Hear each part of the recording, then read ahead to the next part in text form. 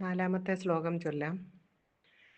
നിഷ്കമ്പേ നിത്യപൂർണേ നിരവധി പരമാനന്ദ പീയൂഷരൂപേ നിർലീനാനേകമുക്താവലി സുഭഗതമേ നിർമ്മല ബ്രഹ്മസിന്ധൗ കല്ലോലോല്ലാസതുല്യം ഖലു വിമലതരം സത്വമാഹു തദാത്മാ കസ്മാന്നോ നിഷ്കളസ്ത്വം സകള ഇതി വചസ്ത്വത്കലാസ്വേവ ഭൂമൻ. ഓരോ അക്ഷരങ്ങളായിട്ട് പറയാം.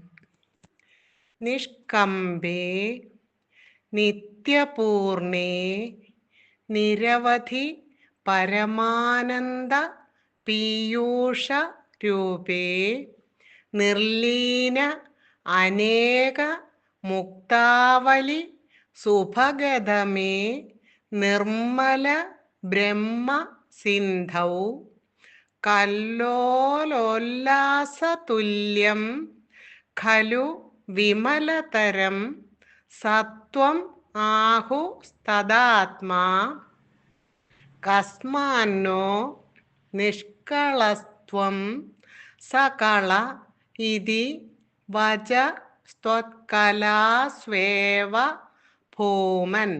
അതാണ് ആ ശ്ലോകത്തിൻ്റെ അർത്ഥം. നിഷ്കമ്പി അനക്കമില്ലാത്തതും നിത്യപൂർണേ എന്നും നിറഞ്ഞതുമായ നിരവധി പരമാനന്ദ പീയൂഷരൂപേ ഒരു അവസാനമില്ലാത്ത പരമാനന്ദമാകുന്ന അമൃതം തന്നെ സ്വരൂപമായതും നിർലീന അനേക മുക്താവലി സുഭഗതമേ കണക്കറ്റ മുക്താവലി ഇതിൽ ലയിച്ചിട്ടുള്ളതിനാൽ അത്യന്തം സ്പൃഹണീയവുമായ നിർമ്മല ബ്രഹ്മസിന്ധവും ശുദ്ധ സത്വാത്മകമായ ബ്രഹ്മമാകുന്ന സമുദ്രത്തിലെ കല്ലോല ഉല്ലാസ തുല്യം അങ്ങനെയുള്ള ശുദ്ധ സത്വാത്മകമായ പരബ്രഹ്മമാകുന്ന സമുദ്രത്തിലെ തിരയടിക്ക് തുല്യമാണ് വിമലതരം സത്വം, അത്യന്ത ശുദ്ധമായ സത്വഗുണമെന്ന് ആഹുഖലു അറിവുള്ള ആൾക്കാർ പറയുന്നുണ്ടല്ലോ. തദാത്മാ ത്വം കസ്മാത്നോ നിഷ്കള താദൃശ സത്വസ്വരൂപനായ അവിടുന്ന് എന്ത് കാരണത്താൽ നിഷ്കളനാകുന്നില്ല എന്ന് പറഞ്ഞാൽ ഭഗവാൻ നിഷ്കളൻ തന്നെ.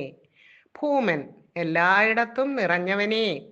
സകള ഇതിവച ത്വൽക്കലാസു ഏവ സകളൻ എന്ന ചൊല്ല് അവിടുത്തെ കലകളെ വിഷയമാക്കിക്കൊണ്ട് ആകുന്നു.